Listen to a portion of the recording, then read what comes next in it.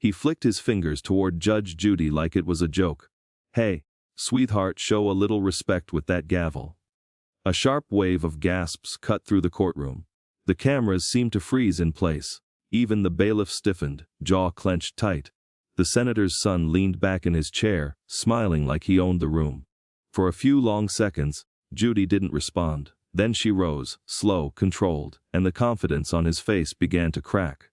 What followed left the entire room stunned. The atmosphere grew heavy, not from chaos, but from disbelief.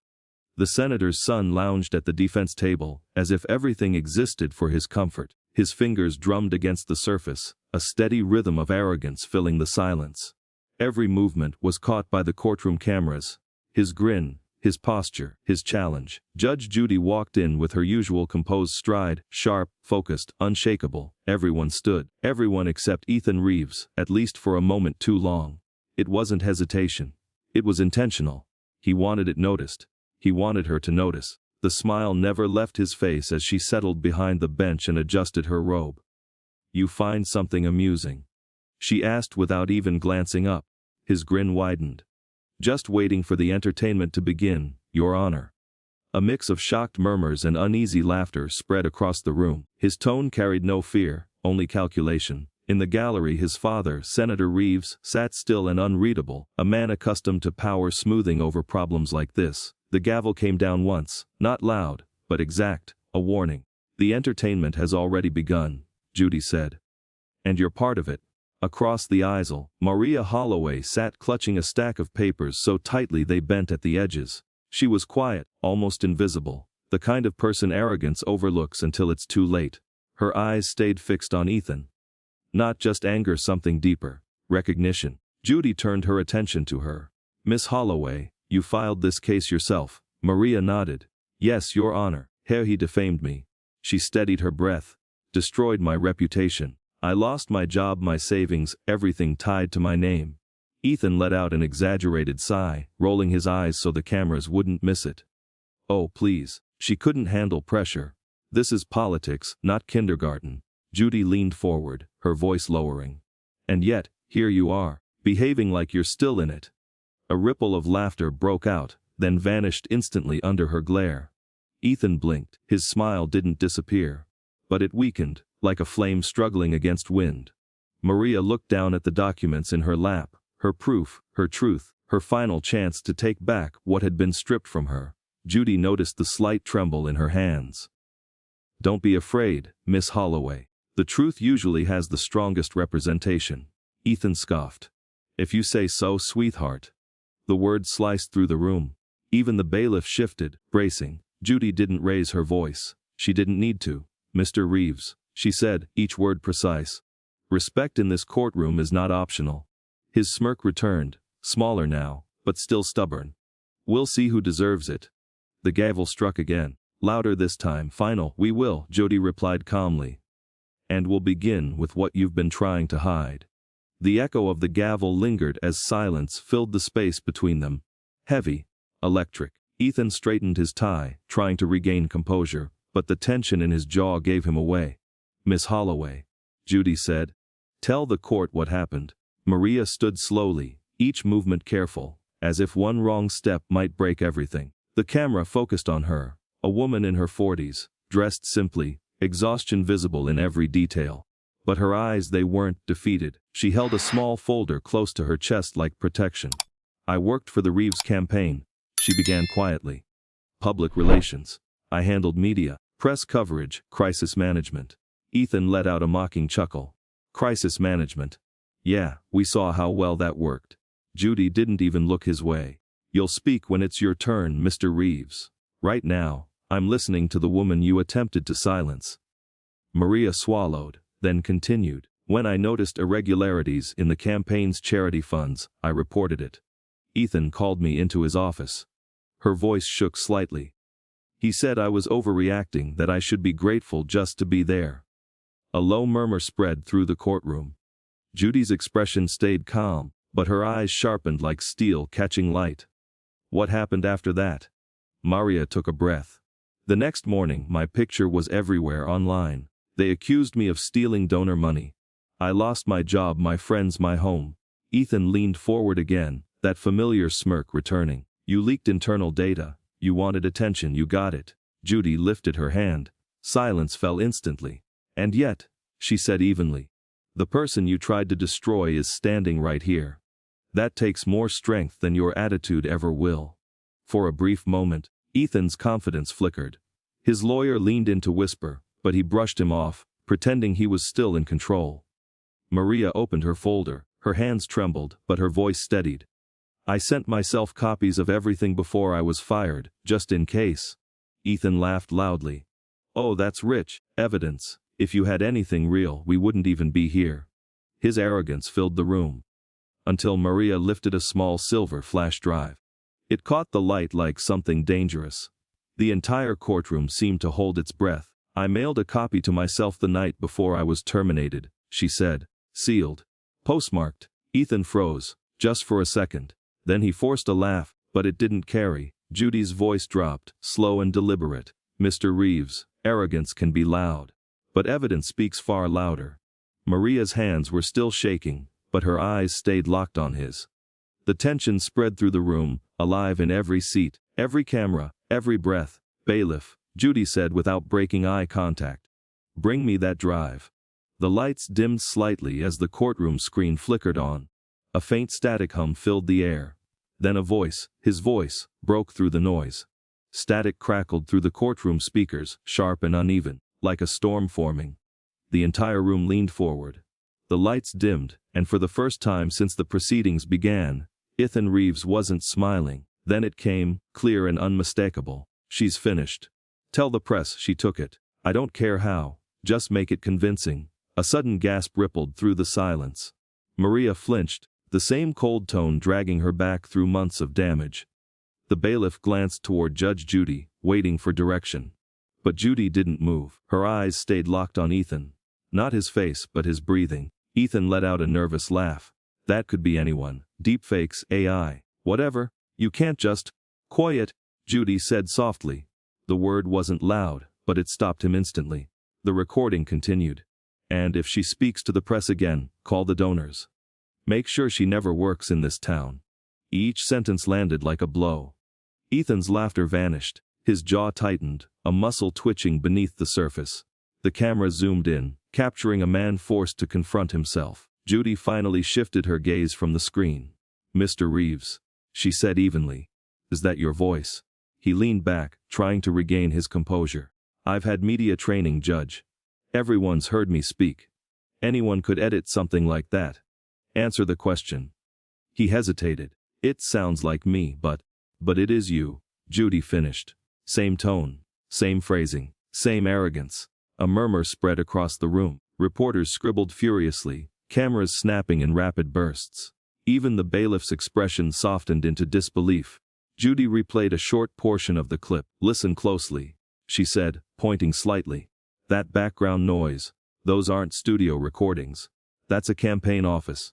Phones ringing. The same setup used during election season. She paused. Would you like to keep denying it, or start telling the truth? Ethan swallowed hard, his eyes flicking toward his father behind him. The senator's face burned with anger, not at the lie, but at being exposed. Maria stood frozen, her hand covering her mouth. For months, her truth had been buried under doubt and ridicule. Now it echoed across the room, louder than it ever had before. Ethan finally spoke, quieter this time. This is taken out of context. You don't know the full situation. Judy tilted her head slightly. Then explain it. You've had plenty of experience crafting narratives. He opened his mouth, but nothing came out. The confidence that once filled him began to shrink, piece by piece. Judy turned toward the clerk. Mark that recording as verified evidence. We'll see if context changes the facts. The screen went dark. Silence followed, heavy, pressing against the walls. Maria's eyes filled, not with victory, but relief. Ethan stared toward a camera, muttering something too quiet for the microphones. But Judy caught it. Regret sounds different when it's public, she said, almost under her breath. She leaned forward, opening a folder with careful precision. Mr. Reeves, one more question. Did you previously claim this recording did not exist? Ethan blinked. Of course. Judy's eyes narrowed slightly. Then perhaps you can explain how my office received it, directly from your father's staff. A low hum filled the room as the realization settled in. Every camera turned toward Ethan, the once smug figure now unsure where to place his hands. His confidence flickered, unstable. Judy didn't look angry. She looked entertained. You told this court the recording didn't exist, she said calmly. Yet my clerk received it from your father's communications director. Would you like to revise your statement, Mr. Reeves? Ethan exhaled slowly, leaning back, searching for his confidence like air. My father manages his own operations. I don't control what leaves his office. Judy tapped her pen lightly against the bench. A steady, deliberate rhythm. But this wasn't his matter, she replied. It was yours, your voice, your lied. The tension returned, thick and suffocating. Maria sat perfectly still, almost afraid to move. As if the truth might disappear if she did. Ethan's lawyer stood. Your Honor, there may be a misunderstanding. Chain of custody. Set down, Judy said without looking at him. A misunderstanding is forgetting your keys. This, she added, is perjury knocking at the front door. Laughter broke out briefly from the back of the room. Ethan turned sharply, glaring, his jaw tightening. His smirk tried to return, but it didn't quite fit anymore. Judy studied him like a surgeon preparing for a precise cut. So, she continued, you were recorded threatening a woman's livelihood, and then you denied the recording existed. Do you understand what that tells me, Mr. Reeves? He stayed silent. It tells me you're used to others cleaning up your mess before you even notice it. A few gasps echoed, even Maria's breath caught. Ethan's face flushed red as frustration broke through. You think you can talk to me like that? Just because this is your courtroom. You don't intimidate me. Judy leaned forward, her eyes steady, her voice quieter than ever. Oh, honey, if you weren't scared, you wouldn't be raising your voice. The words landed slowly, but heavily. The room went completely still. Ethan blinked, his mouth slightly open, but nothing came out. In the gallery, his father shifted subtly, a small shake of the head urging restraint. But Ethan couldn't regain control. His voice wavered. You think you know who I am? Judy didn't blink. I know exactly what you are, she said, entitled, rehearsed, and falling apart under the weight of your own story. A camera flash cut through the silence. For the first time, Ethan didn't try to perform. Maria's eyes shifted between Judy and Ethan, watching his confidence fade piece by piece. For months, he had made her feel small and visible. Now, under the same spotlight, he was the one shrinking. Judy closed the folder in front of her. We'll proceed with the next exhibit, she said calmly. Then, after a brief pause, she added, this was delivered directly from your father's office, labeled confidential family records. Ethan's head jerked up. What? Judy slid the sealed envelope toward the bailiff. Let's find out what your father thought needed to stay hidden. The bailiff stepped forward, the envelope seeming heavier than it should be. As it was placed on the desk, the senator rose. Your Honor, I need a private word in chambers. Judy's response came instantly, cold and firm. No, Senator. What you need is the truth. The energy in the courtroom shifted. When Senator Reeves stood, it wasn't just a man rising, it felt like power itself trying to regain control. Cameras turned toward him as if pulled by gravity. His tailored suit reflected the lights like armor, and for a moment, it almost felt like this was his domain. But it wasn't. Your Honor. The senator began smoothly, his voice polished from years in front of microphones. My son may have spoken out of turn. I'll handle this privately. That recording was never intended for public. Sit down, Senator. The interruption cut cleanly through the room. Judy's voice wasn't raised, but it carried absolute authority. He blinked, caught between disbelief and anger. Excuse me. Did you hear me? Judy leaned forward slightly, her gaze sharp. You are not here as a senator. You are here as the father of a defendant who believes power excuses behavior. In this courtroom, your title means nothing. A gasp rippled through the gallery. The senator hesitated, a flicker of humiliation crossing his face, something he likely hadn't felt in years. Slowly, he sat. But the look in his eyes could have burned through stone. Ethan turned toward him, confusion creeping in. Dad, just tell them it's handled. You've said enough. His father snapped.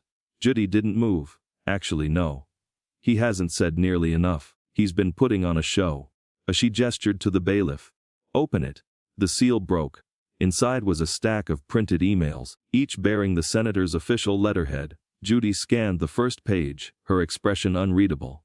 Maria clasped her hands tightly, whispering something under her breath, maybe a prayer, maybe hope.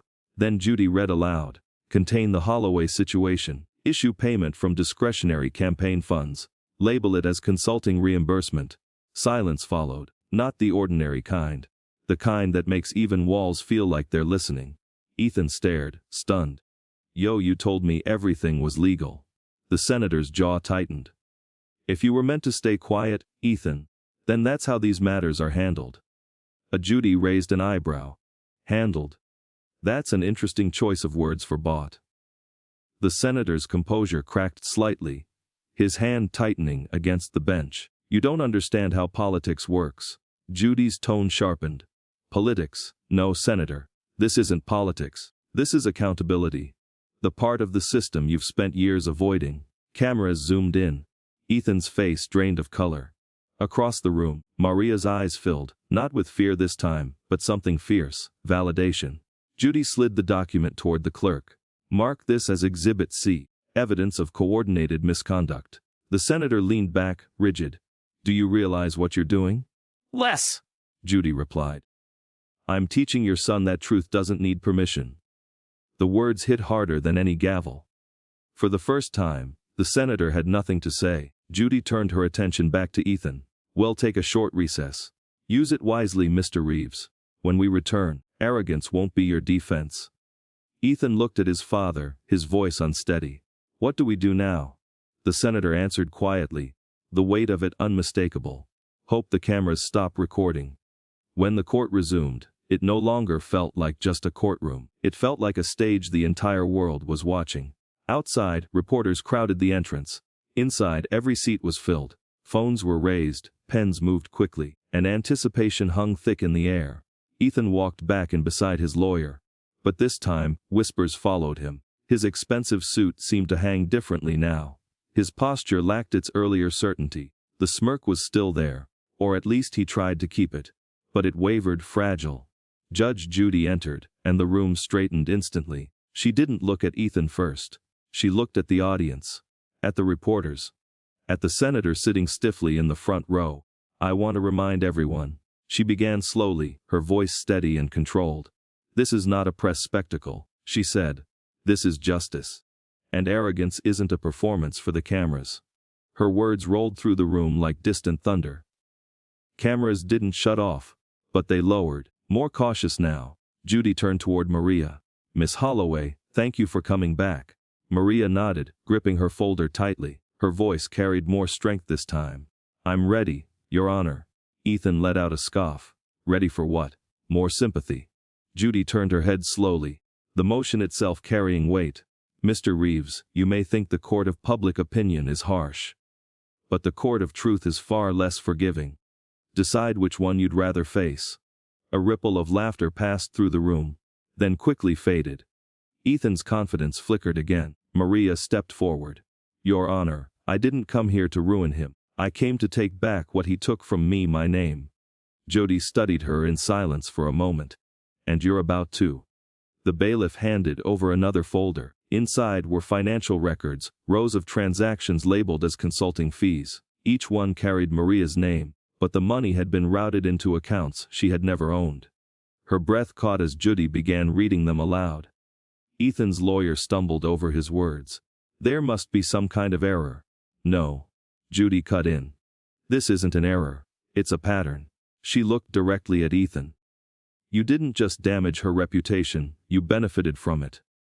A murmur spread through the courtroom. The same people who had earlier chuckled at Ethan's arrogance now leaned forward, their expressions hardened. A reporter whispered, It's over for him. Another responded quietly, Not yet, this is where everything collapses. Ethan clenched his jaw. You think this changes anything? My father will. Your father, Judy interrupted sharply, has already failed you. The room went still. The only person who could help you now, she continued, is the one you tried to destroy. Ethan turned toward Maria. But her expression didn't soften. I warned you. she said quietly. You laughed. He swallowed hard, the sound loud enough for the microphones to catch. Judy closed the folder. We'll have these records reviewed by an independent auditor. If they hold, your father's influence ends here. The senator's face tightened, anger mixed with something deeper. For the first time, he wasn't looking at the judge, he was watching everything unravel. Judy stood slowly, her gavel resting in her hand. Court will recess again for verification. When we return, we'll see if the money lies as easily as you do. The room erupted into noise, voices, flashes, movement. Outside, opinions were already forming. Inside, the gavel struck again. Not just a sound now, but a signal of what was coming. When the court reconvened, the atmosphere had changed. The tension wasn't sharp anymore, it burned. Ethan walked in alone, no lawyer beside him, no father behind him. The senator remained outside, reportedly handling calls. Everyone understood what that meant. Damage control. Judy wasted no time. Mr. Reeves, she said, her tone direct, our auditors have confirmed the payment trail. Every dollar used to silence Miss Holloway traces back to your campaign account. The words hit hard. Ethan's throat tightened. That's not possible. I didn't authorize. Judy lifted a document. Your signature. Twice. Same date as the defamatory statements made against her. The gallery erupted into murmurs. Pens scratched rapidly. Cameras clicked nonstop. Ethan turned toward the door, as if expecting his father to walk in and fix everything. Like always. But the door stayed closed. No one was coming. Judy leaned back slightly, her eyes fixed on him. It seems your father's legacy is falling apart faster than your excuses. For a long moment, Ethan said nothing. Then, quietly, his voice unsteady. You don't understand, my father said it would disappear. He said it was all about optics. Maria's voice cut through the silence. Optics don't repair what you destroyed. She wasn't shouting. That made it hit harder. Ethan snapped again, his composure slipping. You think you're better than me. You think one payment makes you a victim. The gavel struck sharply. Watch your mouth. He froze. His voice dropped. Everyone wanted something from us. The media, the staff, even people like her. Judy's eyes narrowed. People like her. He hesitated, realizing too late what he had just revealed. The arrogance that once made him seem untouchable now exposed something else entirely. Judy stood. You were given every advantage, she said, her voice firm. And you still chose to be cruel. That's not inheritance, she said firmly. That's character. At that moment, the senator's press secretary rushed through the courtroom doors, leaning in to whisper urgently to the clerk. Documents were quickly passed forward. Judy gestured. Ring those here. She skimmed the pages, then lifted her eyes to Ethan. Do you know what this is? He shook his head. An internal memo from your father's team. Dated 2 days ago. She paused briefly. He's filed for immunity. A wave of shock swept through the room. Ethan blinked, confusion turning into disbelief. Hey, what? Judy placed the paper down with careful precision. Your father isn't shielding you anymore. He's shielding himself. Ethan's gaze darted. Toward the cameras, then to the empty seat where his father once sat. His breathing faltered as the last sense of protection disappeared in front of everyone. The courtroom fell into a heavy silence. Judy's voice lowered, not gentle, but definitive. When truth burns through a legacy, the aftermath doesn't pick sides. Ethan stared down at the table, the reality settling in slowly.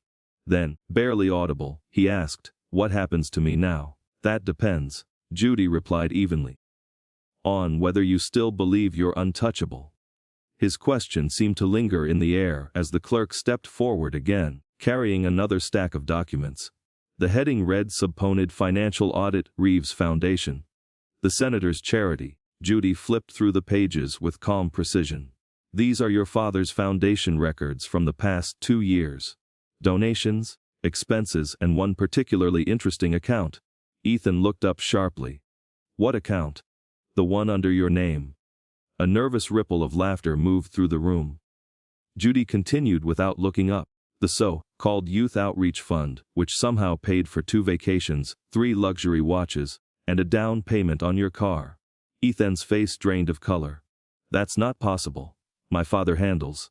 He did? Judy cut in, her voice sharper now. Until federal auditors flagged it last week. She lifted a document. Now your signature appears on every withdrawal. The cameras zoomed in, catching the tremble in Ethan's hands. The man who had walked in with confidence was gone, replaced by someone cornered by evidence. Maria leaned forward slightly, her expression calm but intense. There was no triumph in her face, just a quiet recognition of the truth finally surfacing. Ethan's voice cracked. "You're saying I stole from a charity, from children?" The gavel struck. "I don't speculate, Mr. Reeves," Judy said. "I observe." She held up a photo from the report. Ethan at a gala, smiling, champagne in hand, standing beside a banner promoting the foundation's youth campaign. "Tell me," she said, lowering it slowly, "how much of that future was funded with money that wasn't yours?" Gasps filled the room. Maria's eyes shimmered, not with joy, but with validation. The sound of pens moving across paper filled the silence. Ethan pressed his hands to his temples, voice shaking. "You don't understand. It wasn't theft, it was reimbursement. My father said it was part of my allowance for campaign work." "Allowance?" Judy repeated, her tone turning cold. "You don't receive an allowance from donors who believed they were helping children." A staff member from the senator's team appeared at the back, pale and holding a phone, but Judy raised a single finger. "Not another step. This family has caused enough damage." The atmosphere shifted again. What once revolved around Ethan's confidence now centered entirely on Judy's control of the room. Even Ethan felt it. The influence that once protected him was gone. His posture collapsed as he stared at the documents. A man watching his last illusion fall apart. "You can't do this," he whispered. Judy leaned forward slightly. "Finish that sentence." His lips trembled. "You're just a TV judge." Judy allowed a faint, cold smile. "And yet you're the one on display." The Reeves Foundation, once a symbol of goodwill, was now under federal investigation. The senator's immunity filing, submitted just hours earlier, named his own son as the primary beneficiary. Judy folded her hands neatly. "Mr. Reeves, your father didn't build this situation for you to escape. He built it for you to take the blame." Ethan's voice barely rose above a whisper. "He set me up." Judy gave a small nod. "And now we'll see who you are without someone writing your lines." The courtroom felt tighter, heavier. Ethan sat frozen, the subpoena shaking slightly in his hand. Cameras focused in close, capturing every crack in what remained of his composure. Judy said nothing at first. Silence had become her sharpest tool, and she used it well. Ethan stared at her, his breathing uneven, the microphone picking up every shaky breath. Then he broke. "This is a setup," he said, his voice rough and rising. "My father, he couldn't do this to me." Judy leaned forward, resting her arms on the bench. "Are you claiming your father framed you, Mr. Reeves?" Ethan's throat tightened, the weight of the question pressing down on him. He glanced back toward the gallery. Toward the doorway where his father's aide had been standing earlier. There was no sign of him now, no help coming, only the relentless flashes of cameras capturing his unraveling.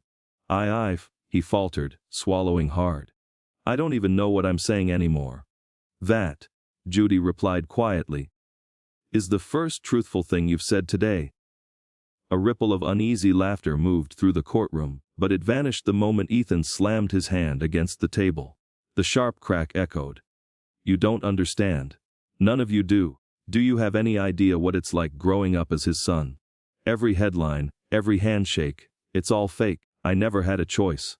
Maria Hole watched him closely, her face unreadable, caught somewhere between sympathy and disbelief. The same man who had mocked her now looked like someone trapped by his own consequences.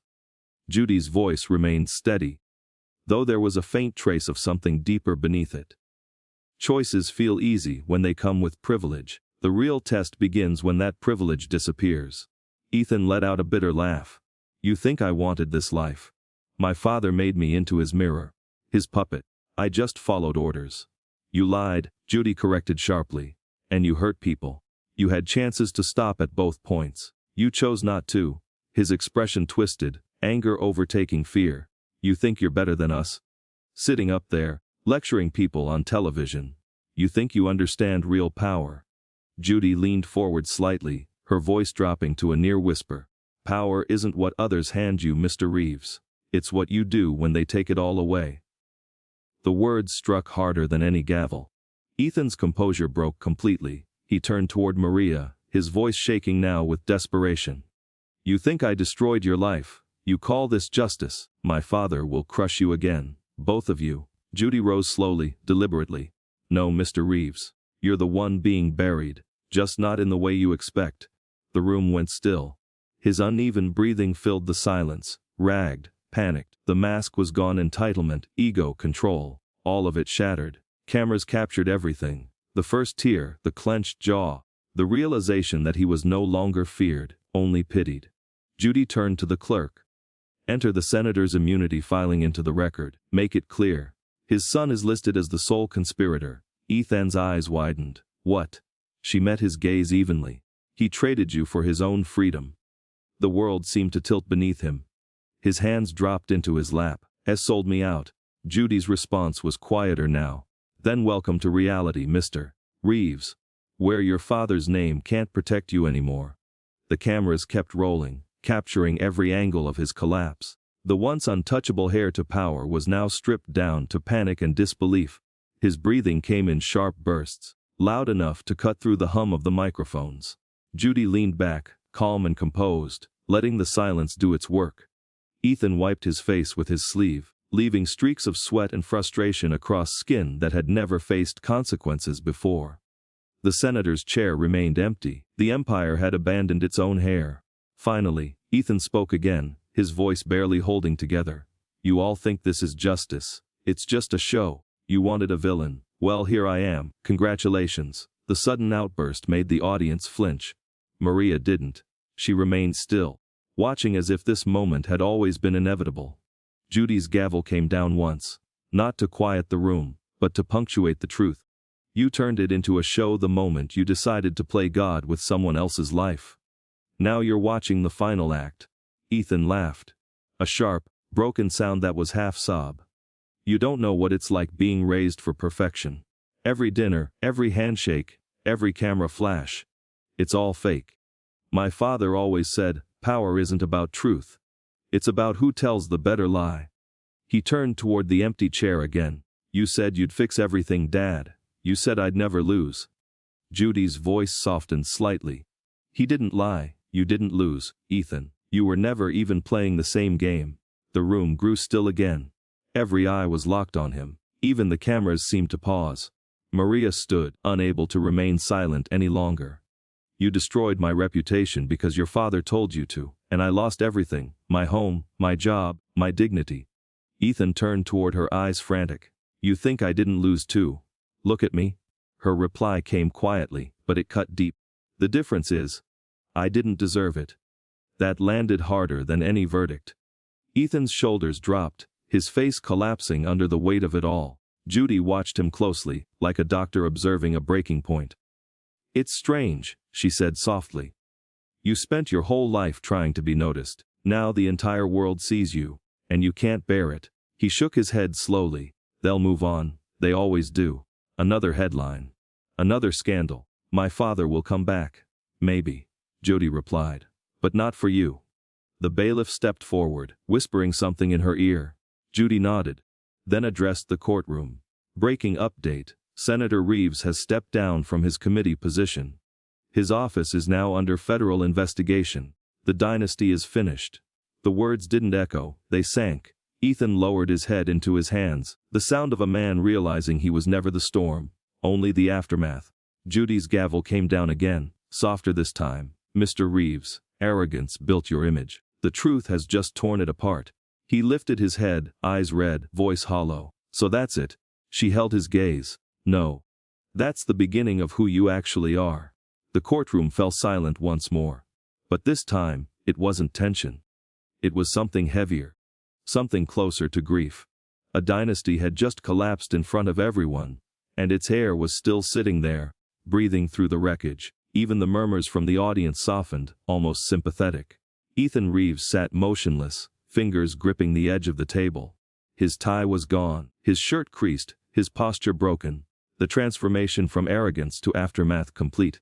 Judge Judy studied him in silence, her expression no longer cold, but searching. "Mr. Reeves," she said finally, "before we proceed to judgment, there is one final document to be entered into the record." The clerk handed her a sealed envelope. Judy opened it slowly, scanning its contents before placing it down with deliberate care, like a surgeon preparing to reveal the final truth. When everything settled, she raised a single sheet of paper. "This," she said, holding it up, "is an internal document dated 3 months before Miss Hole was dismissed." Maria's eyes sharpened, but Ethan remained still. Judy read aloud, each word deliberate. "To Senator Reeves, subject Holloway situation, recommend termination. She has uncovered the falsified accounts, suggest discrediting her publicly to destroy credibility. Assign Ethan as the point of delivery. Plausible deniability confirmed."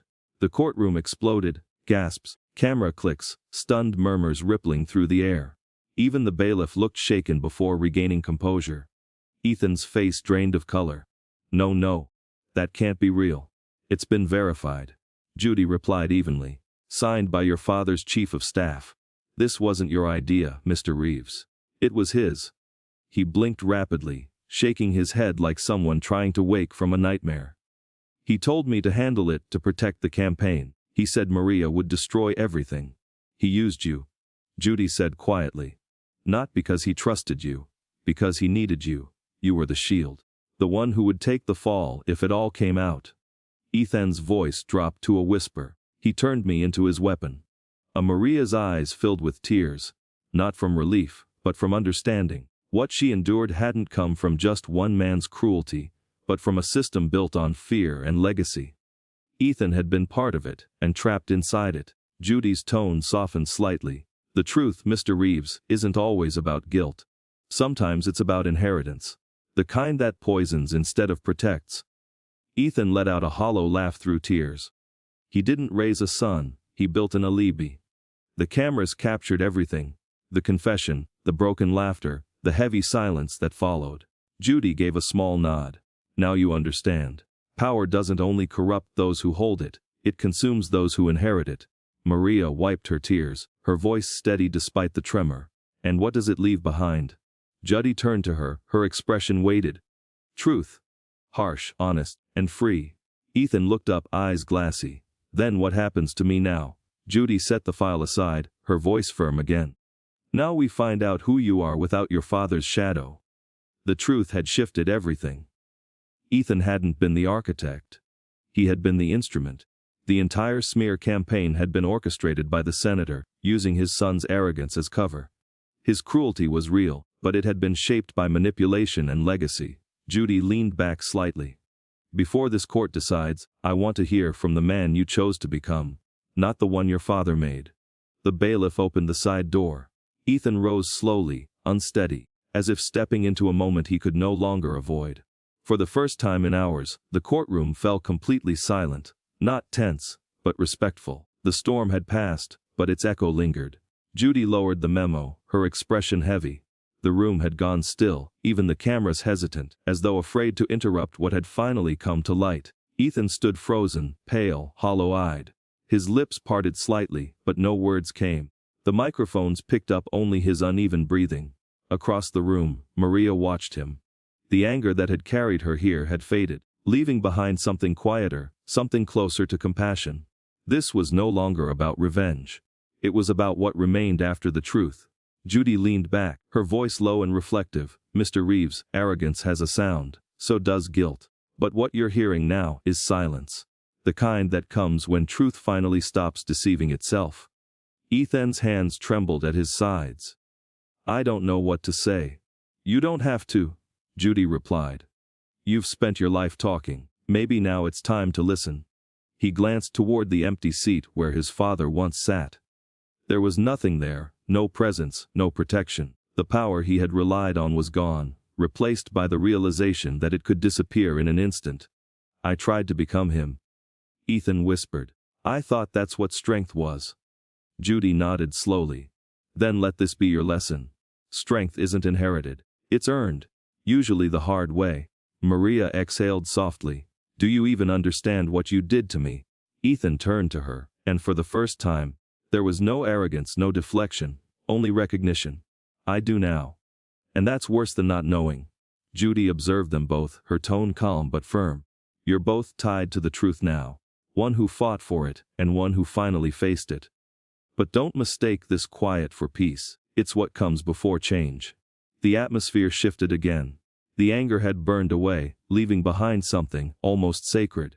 Even the bailiff moved more carefully, aware of the weight in the room. Judy stood, closing the folder in front of her. We'll reconvene shortly for judgment. But before we do, Ethan lifted his head, eyes red. What? Her voice dropped, each word precise. When the applause fades and the cameras turn off, who you are in the silence is who you've always been. No one moved. No one spoke. Maria lowered her gaze to her hands, whispering something too soft to be heard. Maybe it was a prayer. Ethan kept his gaze fixed on the floor, finally grasping what it meant to lose everything except awareness. The words Reeves Family Trust Beneficiary Amendment stared back from the document like a truth demanding to be heard. Judge Judy turned each page with deliberate care, her expression tightening as she read. The courtroom was silent, yet heavy, filled with anticipation, with the sense that something irreversible was about to unfold. At last, she placed the file down. Mr. Reeves, she said evenly, are you aware that your father removed your name from the family trust 3 months ago? Ethan blinked, stunned. What? It appears, she continued, that every dollar of your inheritance was transferred into a private overseas account under his sole control. A wave of shock moved through the gallery. Ethan's face went pale. He shook his head slowly, disbelief in his voice. No, he wouldn't do that. He told me everything he built was for me. Judy looked at him. Not with sympathy, but with clarity. Your father didn't build anything for you. He built you into something. A distraction, a narrative, a shield. Ethan's eyes filled, the arrogance gone, replaced by the dull weight of realization. So that's it, he destroys me and walks away clean. Maria's voice broke through, soft but steady. No, you know what it feels like to be erased. Ethan looked at her, tears forming, his voice fragile. I thought I was protecting something real. I thought loyalty meant doing whatever he asked. I never questioned it. You didn't protect, Judy corrected. You obeyed, and that isn't loyalty, it's blindness. He nodded faintly, the truth settling in. I ruined her life, because I couldn't face breaking his illusion. Maria's eyes shimmered, filled with both empathy and exhaustion. And now? Ethan met her gaze. Now I don't even know who I am without him. Judy folded her hands, her voice low but firm. Then this is where you begin. By taking responsibility for what you did, not what you were told to do. The room seemed to tighten around him. Ethan drew a shaky breath. I defamed Maria Hole. I lied about her. I allowed my father's office to spread those stories. I approved payments I didn't even try to understand. Because I didn't care enough to question them. I told myself I was helping, but I was just chasing his approval.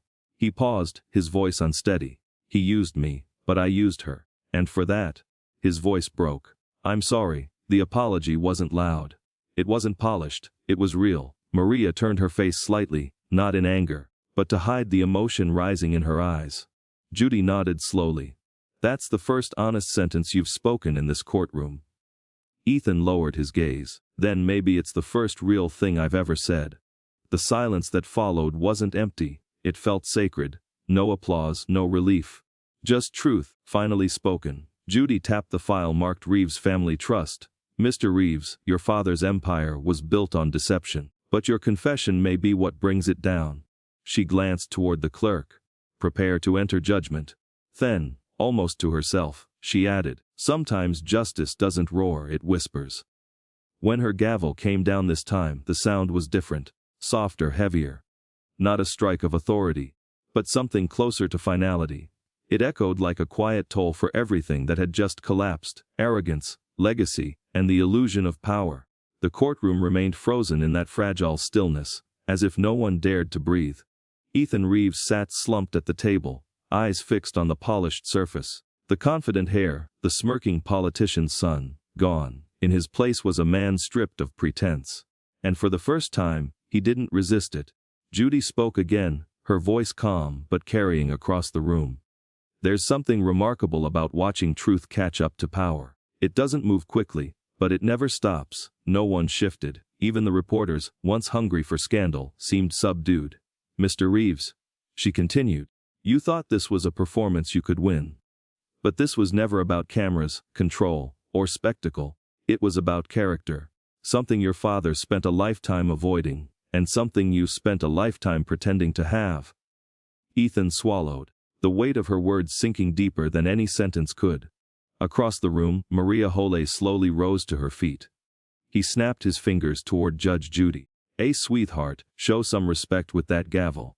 A wave of shock rippled through the courtroom like breaking glass. Cameras froze mid-record. Even the bailiff's expression tightened instantly. The senator's son leaned back in his chair, wearing his arrogance like a crown, clearly enjoying every second of attention. For a few seconds, Judge Judy said nothing. Then she rose slowly, deliberately, and just like that, the smirk on his face started to fade. The atmosphere in the courtroom thickened, heavy with disbelief rather than noise. The senator's son sat relaxed at the defendant's table as if nothing in the world could touch him. His fingers tapped the wood casually, filling the silence with entitlement. Judge Judy entered with her usual controlled pace, calm but commanding. Everyone stood as she arrived, except him. He stayed seated just a moment longer than necessary, not out of fear, but to make a point. He wanted it seen. He wanted her to notice. You find this amusing? Judy asked without looking up. His grin widened. Just waiting for the show to begin, Your Honor.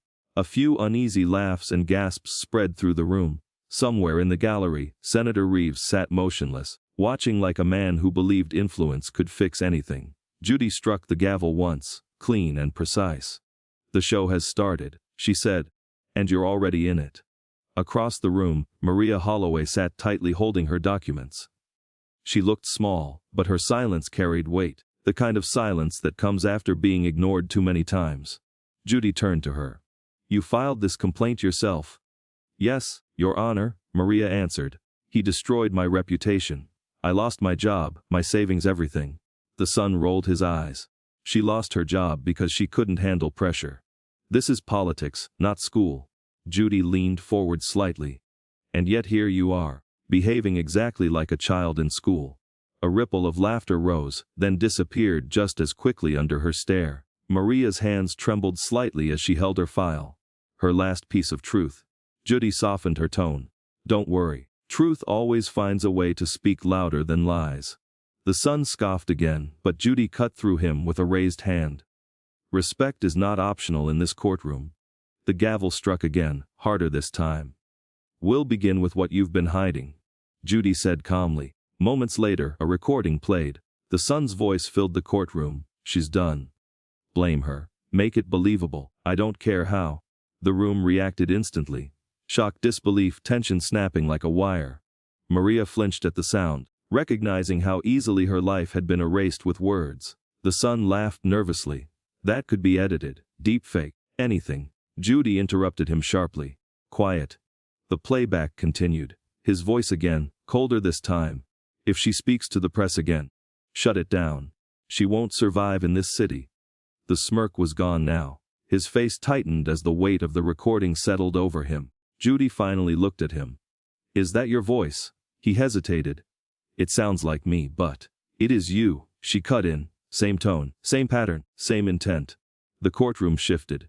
The confidence he once carried was collapsing in real time. Maria sat still, watching the man who once made her feel invisible now struggle under the light. Judy replayed a section again, pointing at background audio. That sound, that's not a studio. That's your campaign office. Silence followed. The senator's face darkened as realization set in, not of guilt, but exposure. Maria finally spoke softly. Now you know what it feels like to be erased. Judy then ordered the evidence preserved. Mark it as verified. The son tried to recover. You don't understand the context. Then explain it. Judy replied. You've had plenty of time to twist stories. But no explanation came. The arrogance that once defined him was shrinking fast, replaced by uncertainty. Then more documents arrived. A sealed memo from the senator's office. Judy opened it carefully. Her expression changed slightly as she read. This confirms, she said, that your father instructed this entire strategy. The courtroom reacted again, louder this time. The son froze. No, he wouldn't do that. Judy didn't soften. He did. And he used you to carry it. Maria's eyes filled, not with joy, but realization. The damage wasn't random.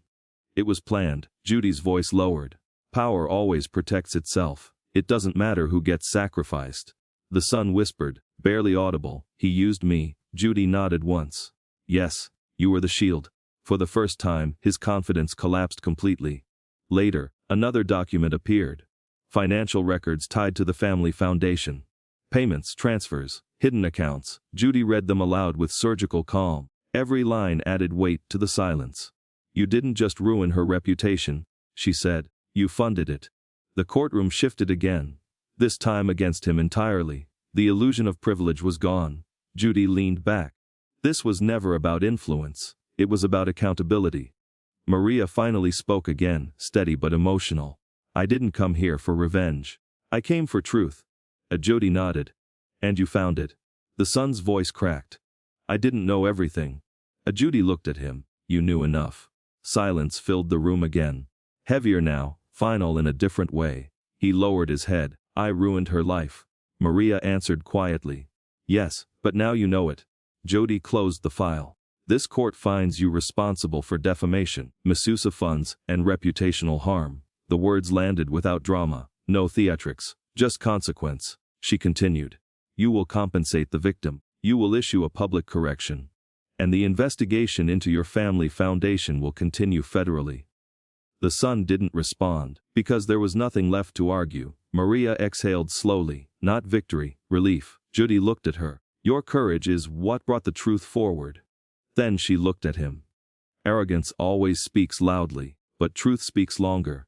The gavel came down one final time, not as punishment, as closure, and the courtroom stayed still long after the sound faded.